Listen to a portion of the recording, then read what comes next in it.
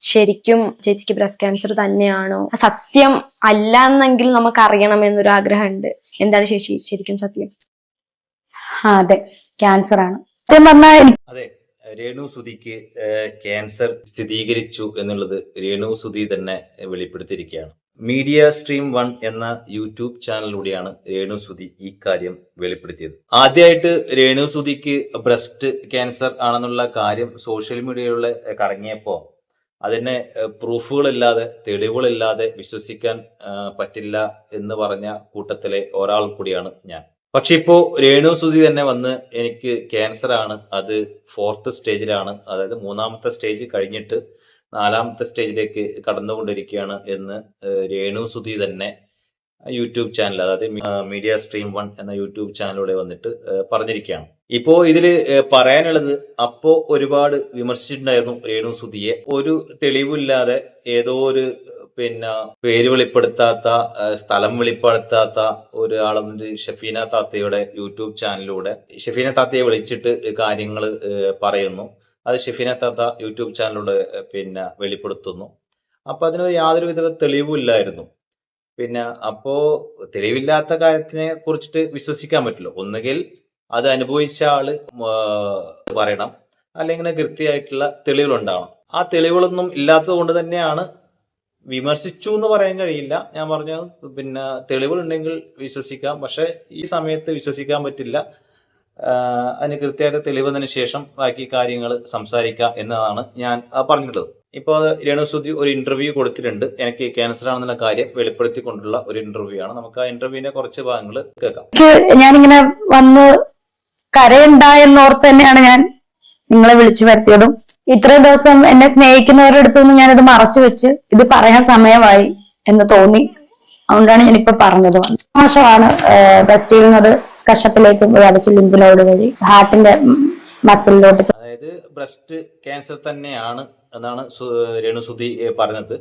പക്ഷെ സ്റ്റാർട്ടിങ്ങിൽ നിങ്ങൾക്കത് വഴിയെ മനസ്സിലാവും, ഇന്റർവ്യൂവിന്റെ മുഴുവൻ ഭാഗങ്ങളും കണ്ടു കഴിഞ്ഞാൽ മനസ്സിലാവും. ഫസ്റ്റ് അപ്പോൾ ആക്ച്വലി രേണു സുധി പറഞ്ഞത് 15ാമത്തെ വയസ്സിൽ ഇങ്ങനെ ഒരു മുഴ, ബ്രസ്റ്റിലുള്ള ഒരു മുഴ എനിക്ക് ഫീൽ ചെയ്തായിരുന്നു, ഞാൻ കണ്ടായിരുന്നു. അത് ഡോക്ടറെ കാണിച്ചപ്പോൾ അപ്പോൾ തന്നെ ആ മുഴ നീക്കം ചെയ്യണം എന്ന് ഡോക്ടർ പറഞ്ഞപ്പോൾ അത് കേൾക്കാതെ, ഇത് വലിയ കാര്യമാക്കാതെ അതങ്ങനെ 15ാമത്തെ വയസ്സാണ്. ഇപ്പോൾ രേണു സുധിക്ക് 34 വയസ്സായി.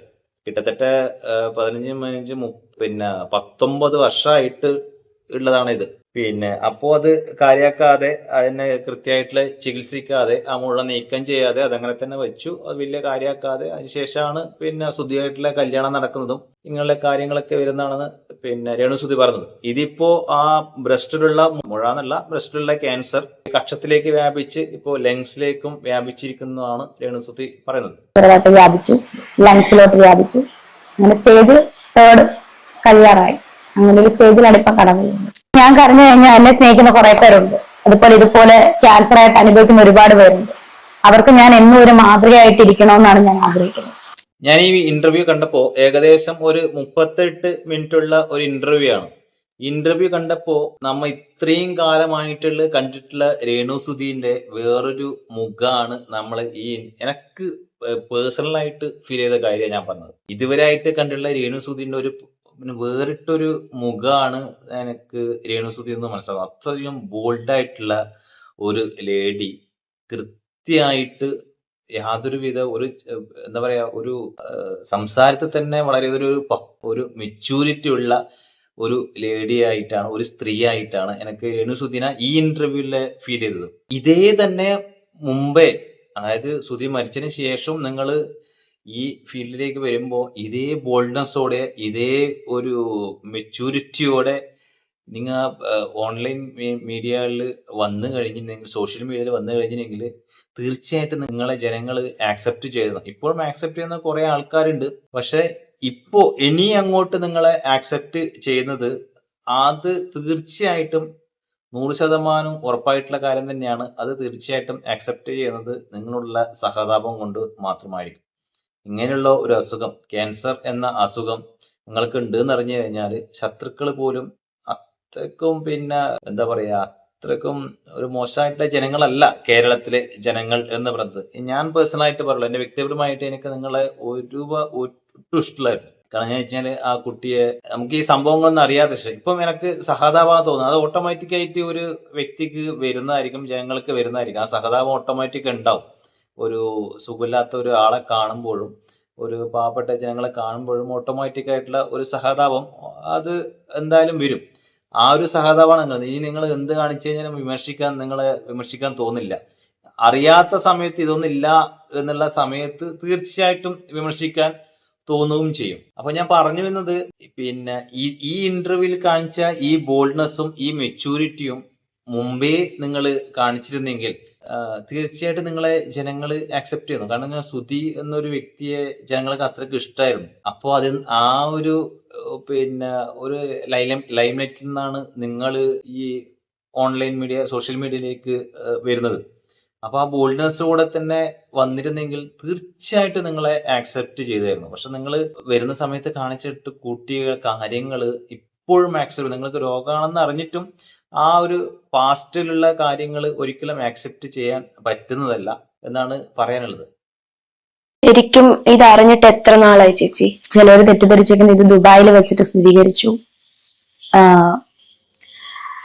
സ്ഥിരീകരിച്ചിട്ട് അവിടെ വെച്ച് ഇതാണ് ഈ കാര്യമാണ് ഞാൻ അന്ന് വിമർശിച്ചത്. ദുബായിൽ നിന്ന് പിന്നെ ക്യാൻസർ ആണെന്ന് സ്ഥിരീകരിച്ച കാര്യം ഈ അതുൽ വ്ലോഗ് ഫസ്റ്റ് ഷഫീന താത്തയുടെ യൂട്യൂബ് ചാനലിലൂടെയാണ് പറയുന്നത്. അതിനുശേഷം അതുൽ വ്ലോഗിലെ അതുൽ ഈ കാര്യങ്ങൾ വെളിപ്പെടുത്തുന്നു. അപ്പൊ അതിൽ പറയുന്നത് എനിക്ക് ദുബായിൽ വെച്ച് തന്നെയാണ് ഈ സംഭവം നടന്നത് എന്നുള്ള കാര്യം ഉറപ്പിച്ചിട്ടാണ് പറഞ്ഞത്. അപ്പോ ഇപ്പോ രേണുസുതി പറയുമ്പോഴാണ് മനസ്സിലായത് ദുബായിൽ നിന്നും സ്ഥിരീകരിച്ചില്ല. അതിനു മുമ്പേ രേണുസുതിക്ക് അറിയായിരുന്നു. കുറെ കാലങ്ങളായിട്ട് ഇത് അറിഞ്ഞുകൊണ്ടുള്ള കാര്യം തന്നെയാണ്. ഇതൊക്കെ അറിഞ്ഞുകൊണ്ട് തന്നെയാണ് ഇതൊക്കെ കാട്ടിക്കൂട്ടിയത്. ക്യാൻസർ ആണെന്ന് അറിഞ്ഞു, അങ്ങനെയൊന്നുമില്ല. അങ്ങനെ ഒരു സംഭവമേ അല്ല ഇത്. സത്യം പറഞ്ഞ ഇത് ഞാന് ഇങ്ങനെ ഒരു ബ്രസ്റ്റിൽ ഒരു മുഴ എന്റെ ശ്രദ്ധയിൽപ്പെട്ടത് എനിക്ക് 15 വയസ്സുള്ളപ്പോഴാണ്. വീട്ടിൽ പറഞ്ഞിട്ടില്ല. ഞാൻ അങ്ങനെ അസുഖം അങ്ങനെ പറയുന്ന ഒരാളല്ല കുഞ്ഞിലെ തൊട്ടെ. അപ്പം നമ്മുടെ കോട്ടയം മെഡിക്കൽ കോളേജിൽ തന്നെ കൊണ്ടുപോയി ഡോക്ടർ അന്ന് അത് ഒരു 15-16 വർഷം മുന്നത്തെ കാര്യമാണ്. അന്നേരം എന്റെ അടുത്ത് ഡോക്ടർ പറഞ്ഞത് ഇതിങ്ങനെ വെക്കരുത്, ഇപ്പം ഇതിന് വലിയ പ്രശ്നമില്ല, അത് ഫ്യൂച്ചറിൽ ക്യാൻസർ ആകും. അപ്പം ആ സമയത്ത് എനിക്ക് മറ്റൊരു ഓപ്പറേഷൻ കഴിഞ്ഞിട്ട് നിൽക്കുക, വേറെ ഒന്നുമില്ല, അപ്പൻഡിസൈറ്റിസിന്റെ ഓപ്പറേഷൻ. അത് ഇച്ചിരി പെയിൻഫുൾ ആയിരുന്നു. അതുപോലെ നട്ടലിന് ഇഞ്ചക്ഷൻ ഒക്കെ എടുത്തിട്ടായിരുന്നു ചെയ്തത്. അപ്പൊ ഞാൻ ആ ഒരു പേടി മൂലം ഞാനിത് വീട്ടിൽ പറഞ്ഞില്ല. ഫ്യൂച്ചറിന്റെ മരണശേഷം കുറെ നാളുകൾക്ക് ശേഷം നമ്മള് ഈ ഒരു ഇതിൽ കുറച്ച് കാര്യങ്ങൾ ഒരു ക്ലാരിറ്റി കുറവുള്ളത്, ക്ലാരിറ്റി കുറവ് എന്ന് പറയുന്നത് ഞാൻ വീണ്ടും നിങ്ങളെ വിമർശിക്കാൻ വേണ്ടിയിട്ടല്ല. ഈ അസുഖം ഒരു ശത്രുക്കൾക്ക് പോലും വരാതിരിക്കട്ടെ എന്നുള്ള ആഗ്രഹം മാത്രമേ ഉള്ളൂ.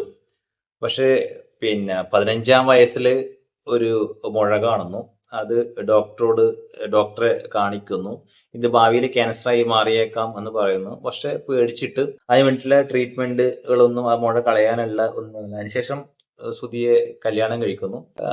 അപ്പോഴും ഇത് ക്യാൻസർ ആകുന്നുള്ള കാര്യം കൃത്യമായിട്ട് രേണുവിന് അറിയായിരുന്നു. എന്നിട്ടും അതിന് ഒരു ട്രീറ്റ്മെന്റ് സുധി ഉള്ളപ്പോഴെങ്കിലും ഒരു ട്രീറ്റ്മെന്റ് ചെയ്യായിരുന്നു. അങ്ങനെയാണെങ്കിൽ സുധിയെ ലൈറ്റിൽ നിൽക്കുന്ന സമയത്തെങ്കിലും ആരെങ്കിലും സഹായിക്കാനോ പൈസ ഇറക്കാനുള്ള കൃത്യമായിട്ട് ഉണ്ടാവുന്ന എനിക്ക് തോന്നിയിട്ടുള്ളത്. അതും അവോയ്ഡ് ചെയ്തിട്ട് ഇത്രയും കാലം പിന്നെ പോയി സുധി മരിച്ചതിന് ശേഷവും അറിഞ്ഞതിന് ശേഷവും പിന്നെ ഇപ്പം പറയുന്നത് വെച്ച് കഴിഞ്ഞാല് ഇതിന്റെ ട്രീറ്റ്മെന്റിലുള്ള ഓപ്പൺ ആയിട്ട് പറഞ്ഞിട്ടില്ലെങ്കിലും പിന്നെ പറഞ്ഞു വെക്കുന്ന എന്താണെന്ന് വെച്ച് കഴിഞ്ഞാൽ ഈ ട്രീറ്റ്മെന്റിന് വേണ്ടിയിട്ടുള്ള ഇത്രയും പൈസ എനിക്ക് ആവശ്യമുണ്ട്, അതുകൊണ്ടാണ് ഞാൻ ഈ സബ്സ്ക്രിപ്ഷൻ ഒക്കെ തുടങ്ങിയെന്നുള്ളതാണ് രേണുസുതി പറഞ്ഞു വെക്കുന്നത്. നമുക്കറിയാം ബ്രസ്റ്റ് ക്യാൻസർ, ഈ ഒരു മുഴ വരുമ്പോൾ നമുക്ക് ബ്രസ്റ്റിന് ആകൃതിയിലൊക്കെ വ്യത്യാസം വരും. അപ്പൊ അത് എന്റെ ശ്രദ്ധയിൽപ്പെട്ടായിരുന്നു. ഇങ്ങനെ സ്കാൻ ചെയ്തിട്ട് ഡോക്ടറിന് ഡൗട്ടായി. അങ്ങനെ മാമോഗ്രാമിലൂടെ സംശയം തോന്നി ഡോക്ടർ വീണ്ടും വിളിപ്പിച്ചു. ബയോപ്സി എടുത്ത റിസൾട്ടും ഞാൻ ഒറ്റയ്ക്കാണ് ചെന്ന് മേടിക്കുന്നത്. അപ്പൊ എന്നോട് പറഞ്ഞു ക്യാൻസർ ആണെന്ന് പറഞ്ഞു. നമ്മുടെ ശത്രുക്കൾക്ക് പോലും ഇങ്ങനെ ഒരു അവസ്ഥ നമുക്കറിയാം. അതിന്റെ ബുദ്ധിമുട്ടും വിഷമങ്ങളും ഒക്കെ നമുക്കറിയാം. അപ്പൊ അതെല്ലാം കൂടെ എന്റെ തലയിലോട്ട് വന്നിട്ട് ഞാൻ ഒന്നും മിണ്ടിയില്ല.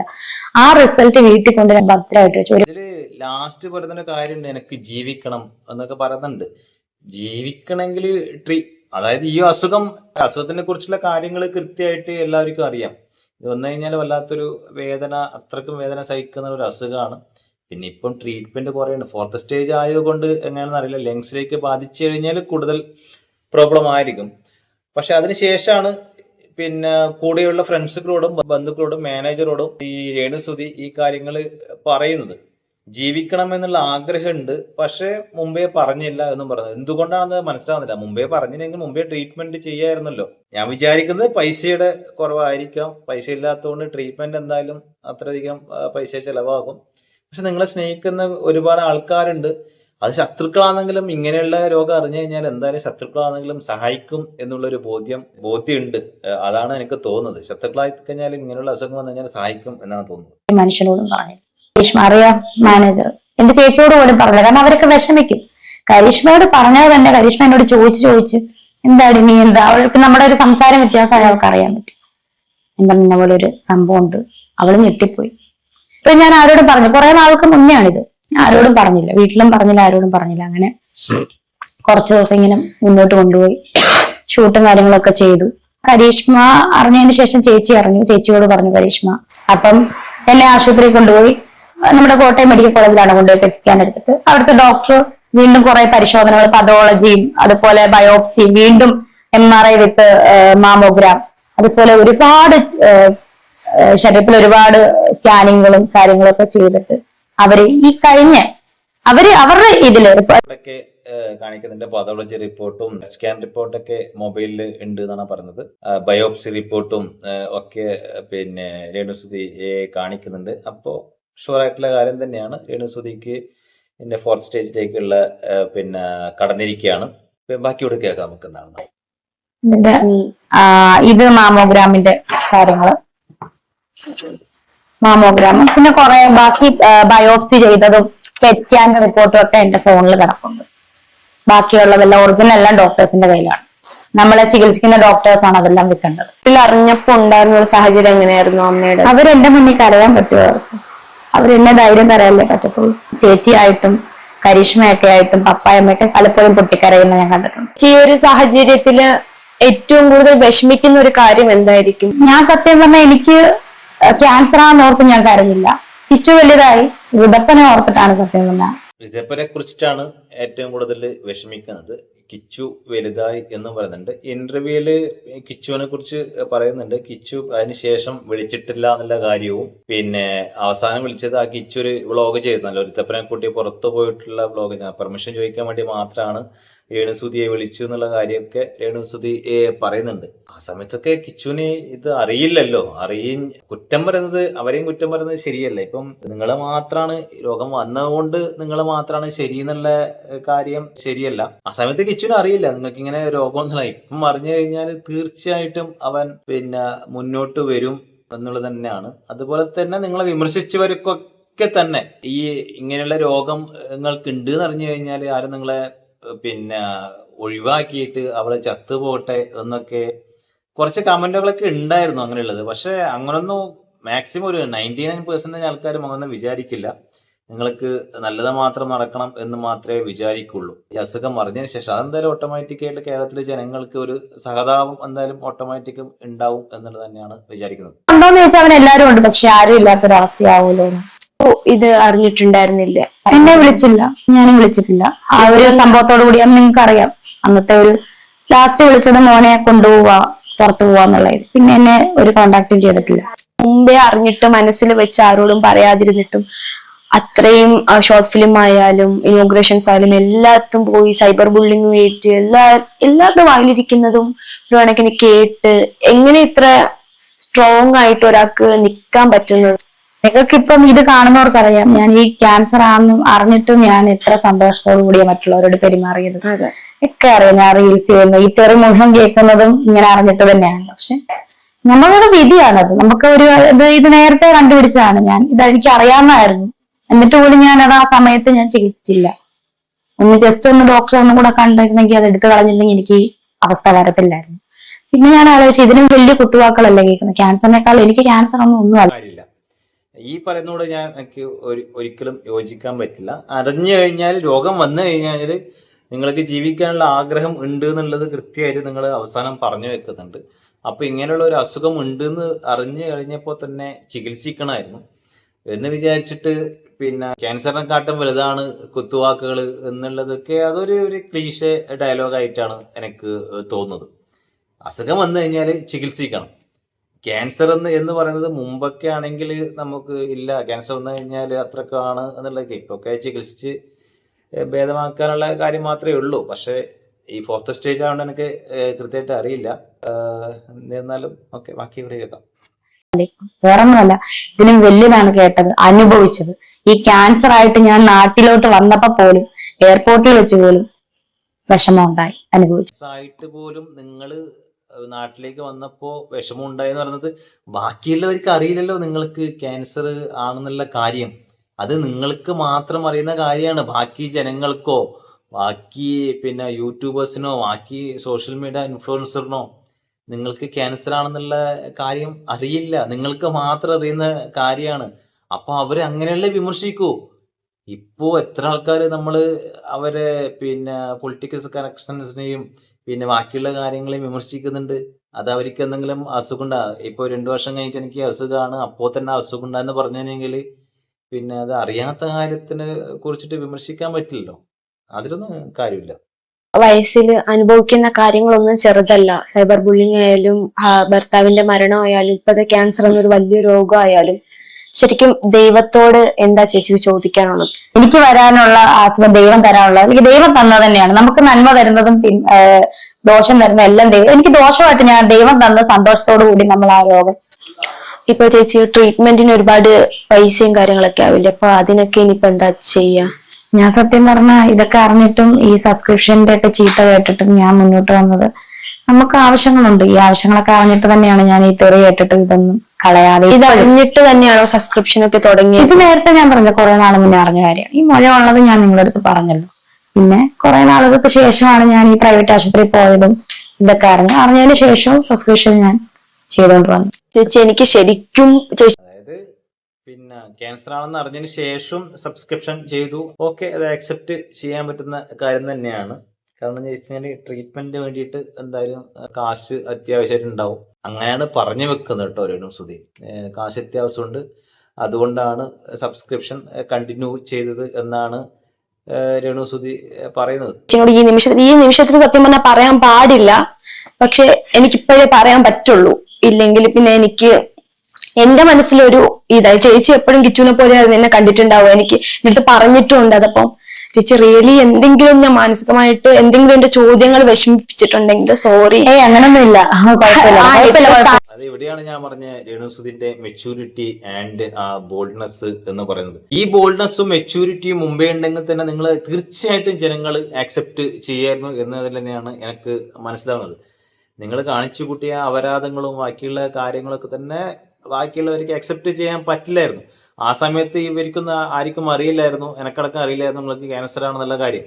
അപ്പൊ നിങ്ങൾ വിമർശിക്കും. ആ സമയത്ത് നിങ്ങൾ പിന്നെ നല്ല രീതിയിൽ സോഷ്യൽ മീഡിയയെ യൂസ് ചെയ്തിനെങ്കിൽ, ഉപയോഗിച്ചിരുന്നെങ്കിൽ, ഇതേ ബോൾഡ്നെസ്സോടെയും ഇതേ ക്ലാരിറ്റിയോടും കൂടുതലുള്ള വർത്തമാനങ്ങൾ പറഞ്ഞിരുന്നെങ്കിൽ തീർച്ചയായിട്ടും നിങ്ങളെ ജനങ്ങൾ അംഗീകരിക്കുകയായിരുന്നു എന്നാണ് എനിക്ക് തോന്നുന്നത്.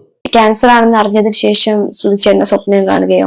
ഞാൻ സുധിച്ചേട്ടന്റെ സ്വപ്നം കണ്ടിട്ട് ഞാൻ പറഞ്ഞു കുറെ വർഷമല്ല കുറെ നാളുകളായി. ഞാനത് ലാസ്റ്റ് പറഞ്ഞിട്ടുണ്ടായിരുന്നു. ചേട്ടന്റെ ചടങ്ങുകളൊക്കെ കഴിഞ്ഞതിന് ശേഷം സുധിച്ചേട്ടൻ അങ്ങനെ സ്വപ്നം കാണാറില്ല.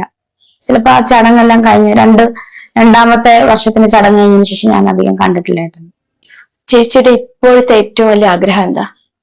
എനിക്ക് ജീവിക്കണം നന്നായിട്ട് തന്നെ, കുറച്ചു നാളും കൂടെ എനിക്ക് നന്നായിട്ട് ജീവിക്കണം. എന്നെ ക്യാൻസർ തിന്നരുത്, അതായത് എന്നെ ക്യാൻസർ കീഴ്പ്പെടുത്തരുത്, ഞാൻ അതിനെ കീഴ്പ്പെടുത്തണം. അതിന് നിങ്ങളുടെയൊക്കെ പ്രാർത്ഥനയും, എന്നെ സ്നേഹിക്കുന്ന ഒരുപാട് പേരുണ്ട്, അവരുടെ പ്രാർത്ഥനയും. ഇതാണ് രേണുസുധിയുടെ ഇന്റർവ്യൂവിന്റെ ഹൈലൈറ്റ്സ് എന്ന് പറയുന്നത്. ക്യാൻസർ തന്നെയാണെന്നുള്ളത് രേണുസുധി ഓപ്പൺ ആയിട്ട് മീഡിയയിൽ വന്നിട്ട് പറഞ്ഞിരിക്കുകയാണ്. അപ്പോ പിന്നെ എല്ലാവരുടെയും പ്രാർത്ഥന ഉണ്ടാവും. എനിക്ക് ദൈവത്തിൽ വിശ്വാസം ഇല്ലെങ്കിലും ഇങ്ങനെയുള്ള അസുഖങ്ങൾ ആർക്കും ഉണ്ടാവാതിരിക്കട്ടെ. നിങ്ങൾ സുഖമായിട്ട് ചികിത്സയൊക്കെ കഴിഞ്ഞ് വീണ്ടും പൂർവാധിക ശക്തിയോടെ തിരിച്ചു വരട്ടെ എന്ന് മാത്രമാണ് ആഗ്രഹിക്കാനുള്ളത്. പക്ഷെ വീണ്ടും രോഗമൊക്കെ ശമിച്ചതിന് ശേഷം വീണ്ടും പഴയ രീതിയിലാണ് പോകുന്നുണ്ടെങ്കിൽ വീണ്ടും വിമർശിക്കാൻ ആൾക്കാർ ഉണ്ടാകും. അതെന്തായാലും ഒഴിവാക്കാൻ പറ്റില്ല. ഈ ഇന്റർവ്യൂവിൽ കണ്ട അതേ ബോൾഡ്നെസ്സോടു കൂടിയും അതേ വ്യക്തതയോടും കൂടി സോഷ്യൽ മീഡിയയിൽ വീണ്ടും സജീവമായി കഴിഞ്ഞാൽ ഒരാൾ വിമർശിക്കാൻ ഉണ്ടാവില്ല. നിങ്ങളെ നന്നായിട്ട് ഏറ്റെടുക്കാൻ വേണ്ടിയിട്ട് ജനങ്ങൾ ഉണ്ടാവും എന്ന് തന്നെയാണ് എനിക്ക് പേഴ്സണലായിട്ട് തോന്നുന്നത് മരിക്കാൻ ആർക്കും ആഗ്രഹം ഉണ്ടാവില്ല, ജീവിക്കാൻ ഉള്ള ആഗ്രഹം മാത്രമേ ഉണ്ടാവുള്ളൂ. അത് എത്ര വയസ്സാണെങ്കിലും ജീവിച്ചു കൊണ്ടേയിരിക്കണം എന്നുള്ളത് മനുഷ്യന്റെ ആഗ്രഹം തന്നെയാണ്. അതേപോലെ തന്നെ മരണത്തെ ആർക്ക് തടുക്കാൻ പറ്റില്ല എന്നുള്ള കാര്യവും സത്യമായിട്ടുള്ള കാര്യം തന്നെയാണ്. പക്ഷെ ഒന്നും നടക്കാതിരിക്കട്ടെ, കൃത്യമായിട്ട് ട്രീറ്റ്മെന്റ് ചെയ്യുക. ശരി, അതിപ്പം സബ്സ്ക്രിപ്ഷനിലൂടെ സമ്പാദിച്ച പണമാണെങ്കിലും വേറെ എന്തെങ്കിലും രീതിയിൽ സമ്പാദിച്ചുള്ള പണമാണെങ്കിലും ജീവൻ നിലനിർത്താൻ വേണ്ടിയിട്ട് ക്യാൻസറിനെതിരെ പൊരുതിയിട്ട് ജയിച്ച് വീണ്ടും നമ്മൾക്കൊക്കെ ഒരു കോണ്ടന്റ് ആയിട്ട് രേണുസുതി തിരിച്ചു വരട്ടെ എന്ന് മാത്രം ആഗ്രഹിക്കുകയാണ്. ഈ വീഡിയോയുടെ നിങ്ങളുടെ അഭിപ്രായങ്ങൾ താഴെ കമന്റ് ചെയ്യുക. അടുത്ത വീഡിയോ വീണ്ടും കാണാം. അതുവരേക്കും ഗുഡ് ബൈ.